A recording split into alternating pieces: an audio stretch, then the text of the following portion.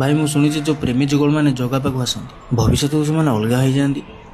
ହଁ କିନ୍ତୁ କ'ଣ ପାଇଁ? देख सेमिति जदि देखिବାକୁ ଯିବା ତାହେଲେ ୟା ପଛରେ ବହୁତ ଗୁଡ଼େ କାରଣ ଅଛି। ହଁ ଯେ କିଛି ତ ଗୋଟେ କାରଣ ଥିବ। देख भाई जगा केबे भी काହାର अनिष्ट चिंता करे। जगा सबବେଳେ ଚାହେଁକି ପ୍ରାଣୀର ମଙ୍ଗଳ ହଉ ଆଉ ଗୋଟେ ପ୍ରାଣୀ ଭଲରେ ରହୁ। ଆଉ ସେ ଯୋଉମାନଙ୍କୁ ଅଲଗା କରିଦିଏନି ସେ ଜାଣିପାରେ କି ଆଗକୁ ଏମାନେ ଅଲଗା ହେବେ ସେଥିପାଇଁ ସେ ଏବେଠୁ ଅଲଗା କରିଦିଏ। ଆଉ ଜଗା ସବୁବେଳେ ଚାହେଁକି ତା ମନ୍ଦିରକୁ ସେଇ ଲୋକମାନେ ଆସନ୍ତୁ ଯେଉଁମାନେ ନିଃସ୍ୱାର୍ଥପର ହିସାବରେ ପ୍ରେମ କରନ୍ତି। ଆଉ ସେଇଥିପାଇଁ ତ କୁହନ୍ତି ଲୋକମାନେ କି ତା ବିନା ଅନୁମତିରେ ଗଛରୁ ପତ୍ର ବି ହଲେନି। ଆଉ ସିଏ ଗୋଟେ ଏମିତି ଠାକୁର ଯିଏ ନିଜ ପ୍ରେମକୁ ବି ପାଇନି, ସିଏ ଏକା ପ୍ରେମକୁ ଅଲଗା କରିବାକୁ ଚାହିଁବନି।